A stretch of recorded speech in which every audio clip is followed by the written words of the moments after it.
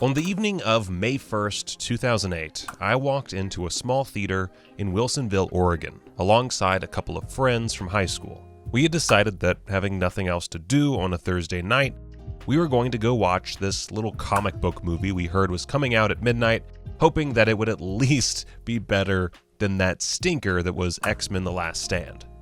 Little did I know that not only was this movie going to be much better than that one, but it was going to have a massive impact on not just my own personal future, but cinema moving forward.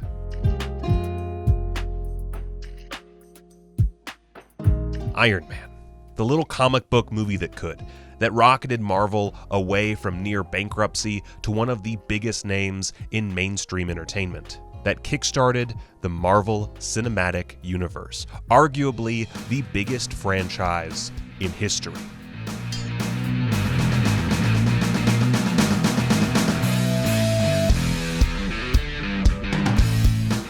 It's easy to understand why comic book movies such as Superman, Spider-Man, and X-Men put up big numbers at the box office. Almost everyone knows these properties going in. Iron Man, however, was a lesser-known superhero to most at the time, one that would end up leading Marvel into uncharted territory from print to film. In the late 90s, early 2000s, Marvel was in dire straits. They were hemorrhaging money and needed a game changer to get them back into the black. That game changer was Peter Cuneo. He was brought on as both CEO and CFO to reshape the company back into a profitable one. Marvel found great success in licensing out their superhero properties to toy companies, video games, and movie studios. The problem was, even if films like Blade and X-Men did well, Marvel didn't see much of the profits outside of the initial licensing fee. You have money, right? I'm not very liquid right now. However, the company was stable and willing to take another massive gamble. So they took out a $500 million loan, put some of their most profitable properties up as collateral, and created their first Marvel Studios picture, 2008's Iron Man. The movie would go on to generate over $500 million in sales off a hefty $140 million budget. Most importantly, it laid the groundwork for the Marvel Cinematic Universe. The founder of Marvel Studios, Avi Arad, brought on Kevin Feige as second in command due to his impressive knowledge of Marvel's history. Feige envisioned a shared film universe, much like Stan Lee and Jack Kirby did with their comics in the 1960s. During an interview for Vanity Fair, Feige reflected on their first Comic-Con appearance in 2006. They were already getting ahead of themselves by announcing villains like the Mandarin and setting the goalposts for an Avengers film. This was made clear to fans when the credits started to roll on Iron Man, and in comes Nick Fury, played by Samuel L. Jackson. I'm here to talk to you about the Avenger Initiative.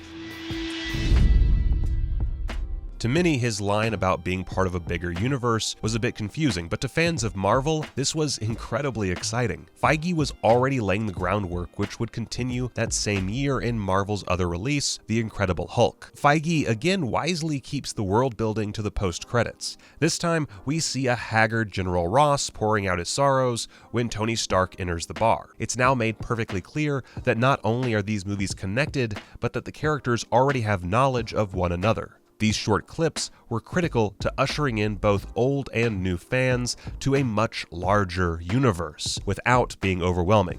The focus with these first releases was to tell great stories, getting people on board for a much larger narrative down the road. Iron Man did just that, and it only took around 18 years to do so.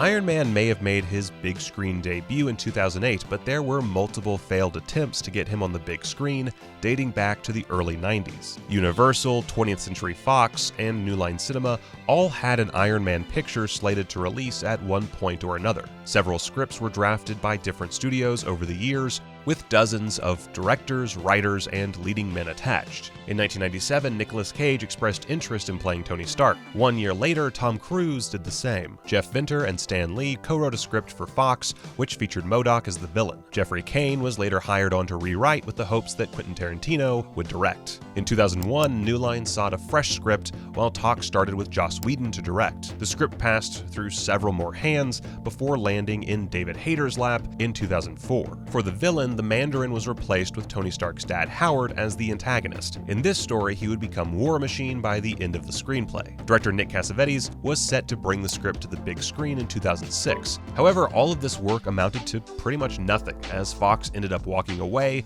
and sending Iron Man back home. Mainly, this was due to an already overloaded slate of upcoming superhero films. After Marvel acquired the rights back in 2005, they set their sights on finally making a big screen adaptation a reality themselves. Fine. I'll do it myself. Iron Man was self-financed by the new studio, with Paramount handling the distribution. Now, with full creative control over their character, Marvel opted to start from scratch on the project. In 2006, Jon Favreau was brought on as director, and 2 versions of the script were written by different teams. Art Markham and Matt Holloway handled one, while Mark Fergus and Hawk Ostby drafted a second. Favreau then compiled the 2, and a final version was cleaned up by John August. With the script finally completed, the director had his sights set on Sam Rockwell to play Tony Stark. That was until he saw Robert Downey Jr.'s screen test. You're never gonna get me in the sack with that attitude. Crudité? Favreau believed that Downey's real-life battle with drug and alcohol addictions mirrored that of the comic book hero, which would only serve to better his performance. The studio, however, was not thrilled at the prospect of putting a liability as their lead, but Favreau would not back down. The day I knew everything was going to be okay was the day that Robert Downey Jr. was attached to play Iron Man. That determination was key to all of this working out in the end, though, and Downey wound up being paid $500,000 for his role as Iron Man. An impressive paycheck to most, but just a fraction of the estimated $435 million he would end up earning from the MCU as of now. For the rest of your life, you are Iron Man. Gwyneth Paltrow came on as Stark's love interest Pepper Potts, and Favreau himself would have a recurring role as Happy Hogan. The Mandarin was set to be the villain even after Marvel took over, but the team decided that the character was a bit out there for the grounded origin story. You killed my begonias. Instead, Jeff Bridges was cast as Obadiah Stane, a close friend of the Stark family who would ultimately betray Tony to keep his shady arms business going, a business Tony would want no part of after suffering a traumatic ordeal, which, I mean, you know, you've seen the movie. I am Iron Man.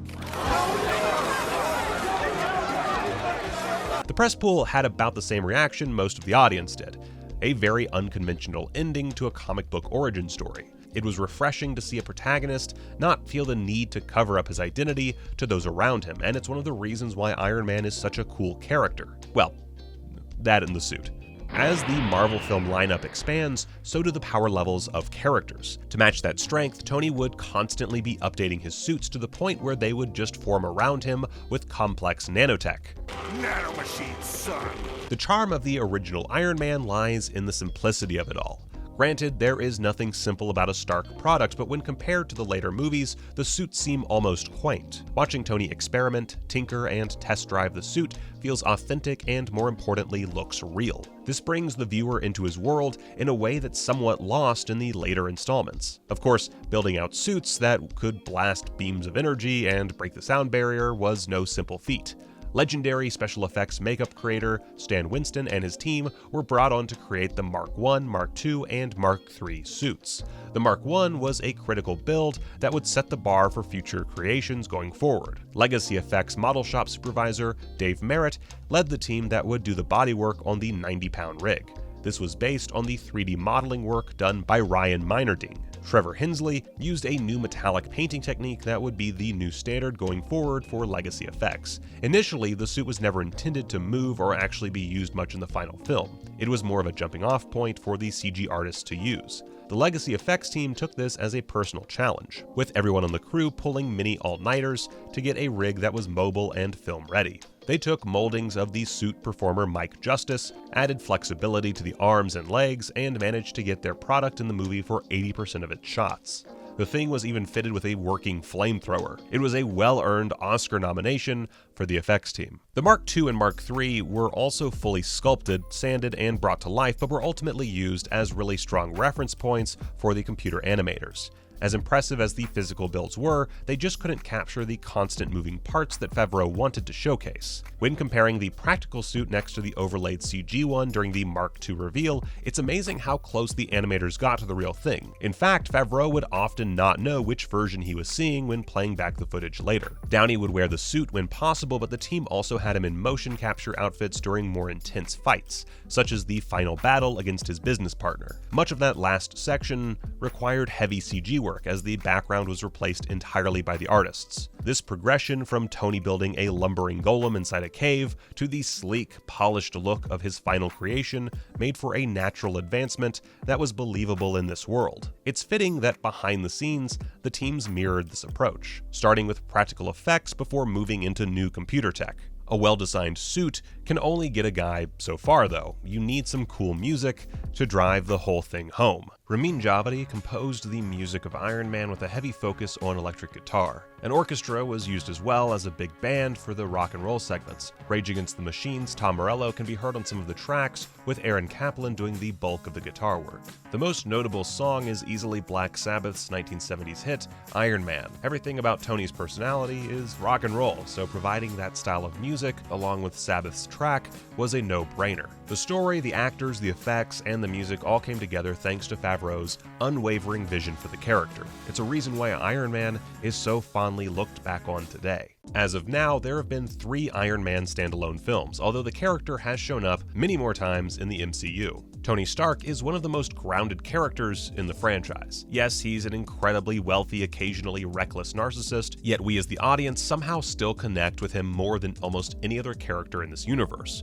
His drive, passion, and most importantly, his willingness to become a better person is the heart and soul that drove the MCU. That's ultimately why Marvel has succeeded as much as they have so far. There is a real, compelling story in Iron Man that future films can't achieve to the same degree. It's that very reason why the first film is the highest rated of the trilogy and often appears in the top 5 on MCU rankings. Audiences watched him grow as a character in not just his own films, but during the Avengers and Spider-Man movies. He is the foundation that the team was built off, providing his tech and mentorship. When he died in Avengers Endgame, there was not a dry eye in the audience, a true testament to just how impactful his journey was to everyone, not just on the big screen either. Tony Stark was not the only one to get a second chance in life. Robert Downey Jr. was very much in the same boat. The recovering drug addict made the most of his new beginnings, almost becoming a real-life Avenger. He donates large portions of his wealth to organizations battling hunger and climate change. He's participated in the Make-A-Wish Foundation, created a tech company called the Footprint Coalition, and has inspired his co-stars to do the same. You don't have to look far to see photos of Avengers cast members donating to good causes, fighting for important issues, or visiting kids who were struck down by illness. Without Iron Man, a lot of these inspiring stories never would have happened. Whenever there's news of a new Star Wars trilogy in the works, it's usually paired with, "This is the Star Wars for a new generation." I'd argue that the new generation already has their Star Wars with the MCU. Social media feeds are constantly filled with fans dressed as their favorite Marvel superhero. Every new movie that comes out is a huge event now. Studios keep trying and often failing to emulate even a fraction of the success Marvel has had. Sure, Tony Stark may be a less conventional Luke Skywalker, but he does bring hope, skill, and fight for a better future. There is no doubt in my mind that the MCU will continue to be massively successful for decades to come, even without their main star at the helm. This is, however, a comic book franchise with many ways to bring people back. So, just because Tony is gone today doesn't mean we won't see him in the future, or perhaps in the past, if only to repeat his famous last words one more time, "I am Iron Man." Thank you for watching the video. It always amazes me just how much work goes into these Marvel films. Hopefully you learned a thing or two as well. If you have anything to add to the conversation, feel free to leave a comment. If you enjoyed the video, make sure to subscribe to ScreenRant for future content.